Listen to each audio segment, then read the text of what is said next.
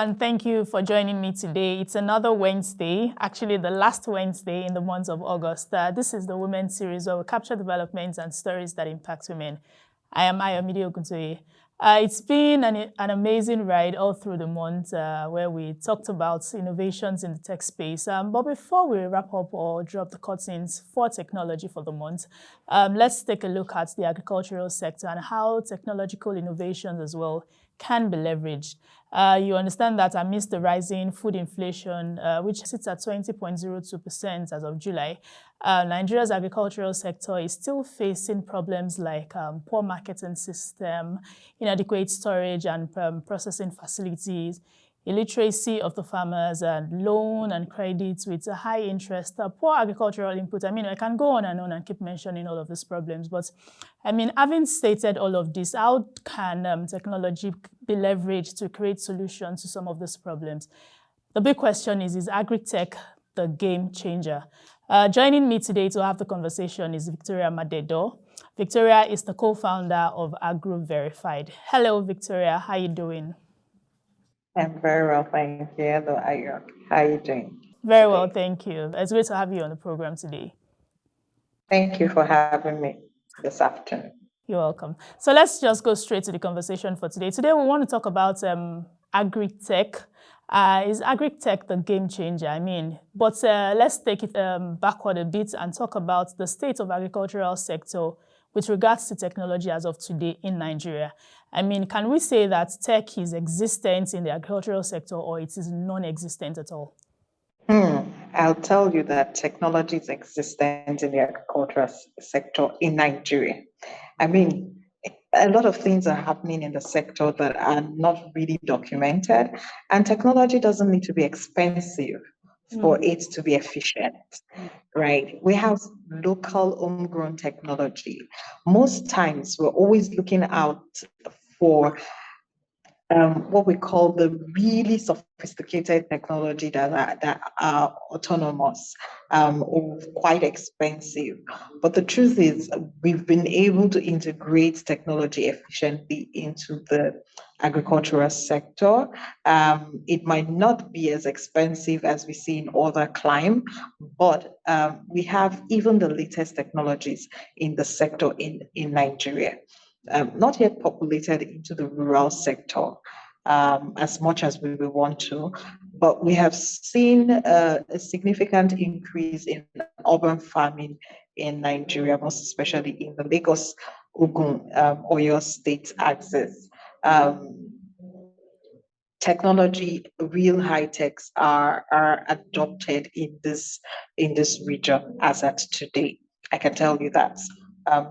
Based on the latest research I did on the poultry sector, which we rounded up in June 2022. Now, that's interesting. I mean, it's good to establish that technology that is existent in our agri-sectors, and that's quite interesting to note. Now, with the understanding of the fact that the agri-sector is the highest employer of labor in Nigeria, now, how do you evaluate the growth rates of our agri-sector as of today? I'll tell you that the growth rate has declined, given the statistics that the World Bank gave as at August 2022. The 10-year span we had a growth in 2010 of 6.7%, but as of 2022 second quarter, we had a growth of 2.12%. That's a significant decline. It doesn't mean that the activities have declined.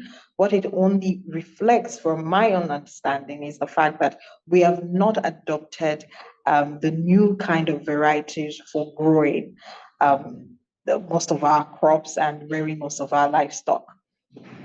In other climes, we'll see that cassava tubers, you have a better tonnage in cassava, or in rice, where you have 8 to 16 to 18 tons per hectare. We're still having 3 to 4 tons per hectare in the large farming area.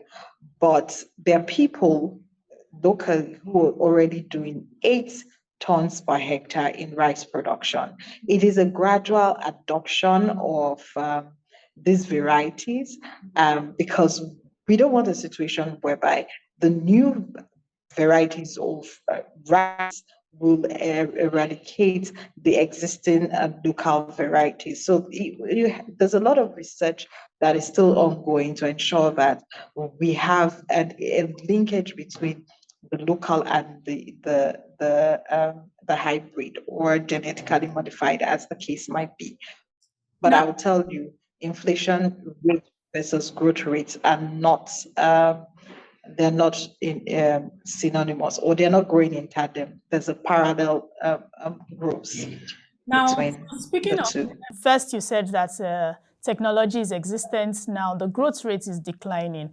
Could you speak to how we can upscale this, maybe through technological innovations that are coming up? Is there a way we could upscale the growth rate such that it levels up and then helps to reduce like the food inflation as we're going through at the moment? And so, yes, there are ways we can upscale.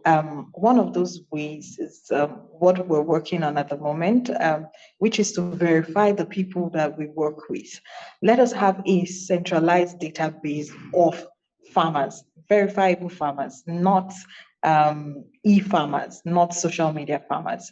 Those that are real time, on time, you have data about them, and you actually know their need. You can see from a platform to say, this is the performance of this farmer. Therefore, this farmer needs improved variety of seeds, or needs irrigation, or needs an alternative power structure in the farm. But if you do not have that database, which we really lack locally, then we're not able to speak to the needs of the farmers. We'll keep speaking based on desk reviews. Desk reviews are things you just Google on the internet and you see. But we want practical integration of rural farmers, or generally farmers, into new technology. And the only way to do that is to have a database of all these farmers, and you're able to find out really what they need, not what you perceive that they need, right? So the technology that might work in, say, Brazil may necessarily not work in Nigeria. I'll give you an example. There was a time an Israeli technology for poultry pen houses, poultry cages came into Nigeria, and the side of the pen houses were also brought into the country. And most of those farms today are moribund. Why? Because the technology does not suit the climatic condition of Nigeria. It's a thriving technology in Israel and in other parts of the world, but in Nigeria it is not thriving. It's not working, and most of those farms went under. So it is critical to know what exactly the farmer needs, not what we perceive that the farmer will need. So to escalate technology, we need to first and foremost know who the farmer is. Right, thank you. The first thing to note is that we need to identify the needs of the small-scale farmers. Am I allowed to call them small-scale farmers? Yes, definitely. Okay, right. We're looking forward to a time where we would see increased productivity, reduction of labor, and of course, increased yield in our agricultural sector. But then again, as you've mentioned, you've pointed to the fact that it is important for us to identify the needs of these people. And having identified them, you would also agree with me that education plays an important role, and also teaching them how to use these technological innovations and solutions provide. Now, how can we bridge the gap? I mean, while identifying the needs of these people, how can we bridge the gap between education and the technological innovations such that smallholder farmers are carried together, and then, just like you said, the rural farmers are educated on how to use the so-called technological innovations we're looking forward to? I would say that a lot of NGOs and INGOs have done so much when it comes to trainings and demonstration plots. For me and most people in the field, what we have realized is it's not to do the book work, it's to do the demonstration. People connect more with adapting to technology or even adopting technology when they can see the results. So just doing a lot of online trainings, doing a lot of classroom trainings will not integrate smallholder farmers or rural farmers into adopting new technology. But with demonstration to show them that this works, this is how it will be better than your existing structure, will rapidly, within a short period of time, get them to adopt this technology. And it's only result orientation that will help speed up that kind of marketing. And if we want to market technology to rural farmers, we have to demonstrate it for people to see the results. And it also has to be affordable. Affordability of technology is really key to adoption of technology. When you bring technologies that are expensive, it might be working well, but if they cannot have the financial muscles to buy that technology, then it's no longer a solution for them. So I'll give you an example. A lot of poultry farmers have challenge when it comes to testing their birds because they have to travel long distance before they get a veterinary service, to a lab to check the birds, the health of the birds when they're having crisis in the farm. But now there's a technology, it's like the pregnancy test kit. You can do, it's called the point of care test kit. It's a technology, but it's not an expensive technology. So with 3,000 naira, they can effectively test their birds in their farm without traveling long distance, one, without waiting for a long time to get the results too. So the way you have your pregnancy test on the spot, you can have your disease result on the spot and self-test it on the birds on the spot. Those are the kind of simple technology when it comes to low income earning population that we need to start looking at. Right, affordability is key to the adoption of technology. I love that. I think you also mentioned funding as an issue, but how then do you think that we can even resolve funding in relation to the use of technology? I mean, one thing you've mentioned is affordability. Are there other things that we could use in resolving the funding issue across agriculture and technology? Yes, there are a lot of funds available, to be honest. There are a lot of funds. But the truth is, funds needs to be structured to fit the beneficiaries. The terms and conditions of the funding needs to speak to the needs of the beneficiaries and the circumstances of the beneficiaries. A lot of farmers are not able to get access to funding because, one, most financial institutions want structured businesses, and most agricultural businesses are not structured when it comes to the rural. We're looking at the rural farmers that we have the majority of population. No matter the learning you give to them, they still do not find the need to be structured. So what do we need to do to be able to fund them? We have to use unconventional method, innovative methods that speaks to their need. And one of those kind of methods is to find a way where you have access to them real time, because most financial organizations are belabored with the cost of monitoring this smallholder farmers vis-a-vis the reward they gain in terms of interest, in terms of profits from that particular funding structure. So there need to be a technological disruption that allows them to fund these farmers without necessarily investing so much in monitoring, in logistics, and in putting them in bankable position. And that's why I said one of those key things to do, and technology needs to start looking at, is verification of these farmers. The KYC, know your customer, the cost of knowing this rural farmers are really, really expensive. So if there's an agricultural solution, or if there's an existing solution that can help verify each farmer and they can be traceable, then it allows financial institutions to fund them with some level of confidence, knowing that they can find this farmer no matter where they are located. And just from a click on their screen, they can determine what is the capacity of the farmer. They can determine the 3 years history in terms of production of the farmer, whether it is crop they're producing or whether it is livestock they're rearing. That kind of solution is what we need in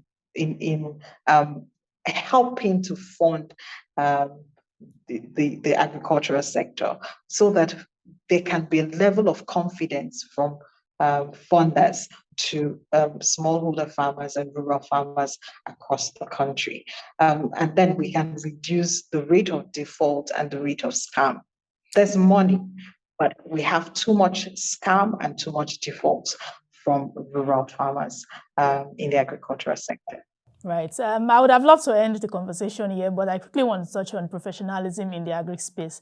Now, we understand that across the value chain, there are lots of opportunities there, and but professionalism seems to be missing somewhat. But now we're seeing quite a number of increased professionalism in the space, and I'm speaking to the fact that women do not necessarily are not geared towards looking for jobs or seeking or being an entrepreneur in the space. Could you speak to the professionalism in the agri space, and how can we bring in more women into the space such that, I mean, everybody's fine? So to be honest, we have a lot of women in the agricultural space. I mean, very strong women. I can think about 20 within a split second of women. Yes, they are there. But they are not as disadvantaged as we would want to make them look like. Yeah. They've been able to structure themselves over a period of time because they know that the ecosystem is one of survival. And for you to survive as a woman in the ecosystem, you have to find a way to be structured. So there are a lot of female businesses. I mean, the first sorbitol business manufacturing company in West Africa is owned by a woman. So what does that tell you? Women are no longer sitting on the fence waiting to be handed over anything. No, they are taking the boardroom and they are taking the agricultural sector one step at a time. And yes, they are also trying their best to include other women in the ecosystem. So in trying to do that, they are bringing some level of structure and ensuring that the e-commerce, the trading platforms are inclusive of women. They're ensuring that the training structures are inclusive of women. And good to know that a lot of INGOs and NGOs are including women and giving them priorities in ensuring that the businesses are built in terms of structure and in terms of access to financing. We're not there yet, but I'll tell you that we are really intentional about ensuring women set the standards in the ecosystem. I'm really happy to hear that. And thank you very much for having this conversation with me. It's good to know that women are also taking the space in the agricultural sector and are doing great things in the space. Thank you, Victoria, for coming on the program today. It was great speaking with you. It's my pleasure. Thank you for having me on your program. I look forward to speaking more with you. Yes, we look forward to having you. Maybe next time fiscally. No problem. That'll be fine. Yes. Thank you. And that will be all on today's episode of the Women's Series. Thank you to all the guests we've had all through the months. It was great speaking with you all. I can't start mentioning names, but it was great speaking with everybody. And for you watching as well, thank you very much. Do not forget to follow us on all our social media platforms showing on the screen. Visit our website as well to watch more of our videos and get updates on the financial markets. Trust me, it is very, very effective. Now, until next time, I think that will be next month. I am Ayomide Oguntoye, and thank you for watching.